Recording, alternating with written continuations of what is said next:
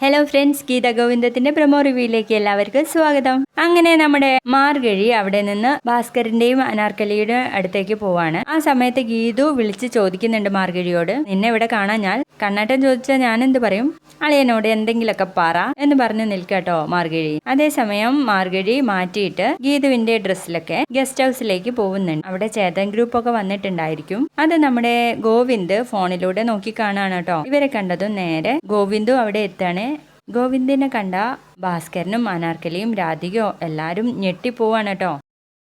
എൻ്റെ കൂടെ ആരുമില്ലെങ്കിലും ഞാൻ ഈ ശുദ്ധി കലശം നടത്തുമെന്ന് പറഞ്ഞിട്ട് ഭാസ്കരൻ്റെ തലയ്ക്ക് തോക്ക് ചൂണ്ടാണ് കേട്ടോ ഗോവിന്ദ്.